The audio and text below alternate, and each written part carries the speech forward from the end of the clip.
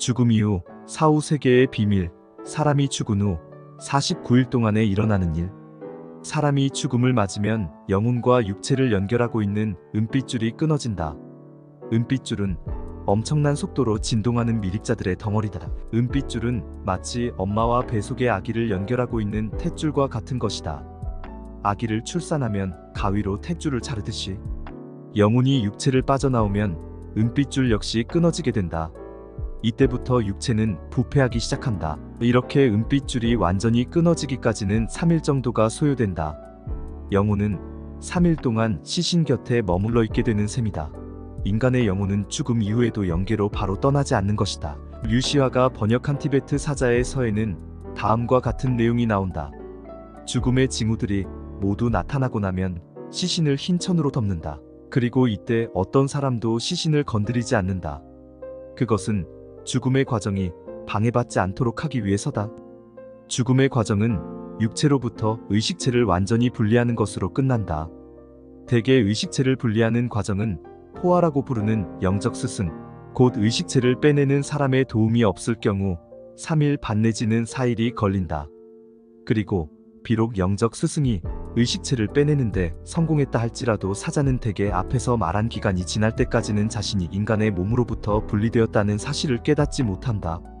인간의 육신을 빠져나온 영혼은 인도령의 도움을 받아 이승에서의 연을 정리하는 과정에 들어간다. 자신이 태어나고 자란 곳, 다녔던 학교들, 추억이 깃들어 있는 곳, 특별한 장소, 사랑하는 사람들을 찾아가 지켜보게 된다. 그리고 장례를 치르기 위해 묘지로 향하는 연구차를 따라간다. 자신을 추모하기 위해 모인 가족과 친지들, 친구들, 지인들 곁에서 자신의 장례식을 지켜보기도 한다. 이승에서의 연이 정리되고 나면 인도령의 안내를 받아 연옥이라는 낮은 수준의 유체계로 떠나게 된다. 이곳은 지상계에서 살며 상처받은 영혼들이 잠시 쉬어가면서 아픔을 치유하는 곳이다. 인간으로 살면서 받은 상처와 고통을 치유받은 후 다음 단계로 나아가게 되는 것이다. 이때 영혼들 가운데는 자신이 아직도 살아있다고 착각하는 영혼도 있다. 죽음 이후에도 여전히 생각하고 기억할 수 있을 뿐 더러 냄새를 맡고 말할 수 있기 때문이다. 즉 인간으로 살 때 지녔던 오감이 그대로 살아있기 때문이다. 오히려 더 생생한 느낌이 든다. 그래서 자신이 죽었다는 걸 믿지 않는 것이다. 이때 인도령이 개입해 이젠 인간의 몸 안으로 들어갈 수 없다는 것과 다른 차원으로 넘어가야 한다는 사실을 알려준다. 어떤 영혼들은 이승에 남아있는 가족들이 염려되어 인도령의 말을 듣지 않기도 한다. 또 다른 영혼들은 인간으로 살면서 너무나 큰 죄를 지어 염라대왕의 심판으로 지옥에 떨어질까봐 다른 차원으로 넘어가는 걸 두려워하기도 한다. 해선 안 될 행동을 한 영혼들은 조상이나 부모를 뵐 낯이 없어 인도령의 말을 거부하기도 한다. 영혼이 다른 차원으로 가지 않겠다고. 고집을 피울 땐 인도령일지라도 할 수 있는 게 없다.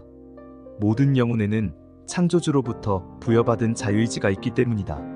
이때 인도령은 인내심을 가지고 연옥으로 넘어가는 시간이 정해져 있다고 영혼을 설득한다. 지금 가지 않으면 통로가 막혀서 갈 수 없게 된다고 설명한다. 그래도 연옥으로 넘어가지 않으려 하는 영혼들이 있다. 그들은 시신이 있는 장소를 떠나지 못하는 지방령이 된다. 제때 자신이 가야 할 길로 떠나지 않은 영혼은 가족이나 다른 인간들을 해코지하게 된다. 자신이 죽었다는 것을 깨닫고 다른 차원으로 가야 한다는 걸 스스로 인식할 때까지 그곳을 벗어나지 못한다. 티베트 사자의 서에서는 죽음을 맞은 영혼들은 어느 정도의 시간이 흘러야 자신이 죽었다는 것을 알 수 있다고 말한다. 그동안 영혼은 자신이 인간으로서 살 때 했던 생각과 행동들을 그대로 한다고 설명한다. 이 부분에서 이번 생이 죽음의 여정이 시작되어도 그대로 이어진다는 걸 알 수 있다. 나아가 카르마 법칙에 따라 환생까지 결정된다. 죽음을 맞이한 순간부터 3일 반이나 때로는 4일간 대부분의 의식체는 자신이 육체로부터 분리되었다는 사실을 알지 못하고 기절 상태 또는 수면 상태에 빠지는 것으로 알려져 있다.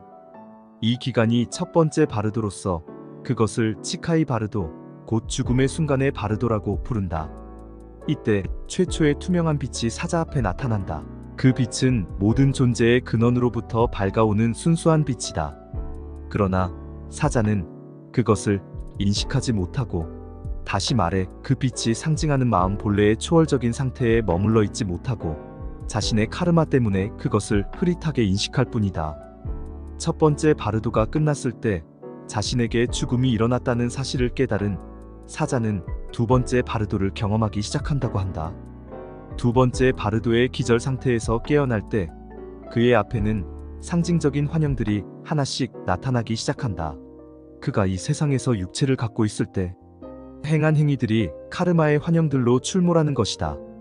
그가 생각한 것과 행동한 것들이 객관적인 영상이 되어 그곳에 나타난다.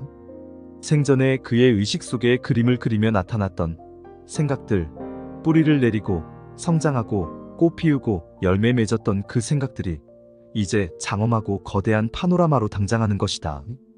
두 번째 바르도에서도 사자는 자신이 죽었음에도 여전히 살과 뼈를 지닌 육체를 갖고 있다는 착각에 빠질 가능성이 크고, 이런 착각을 불교 용어로는 미망이라고 한다.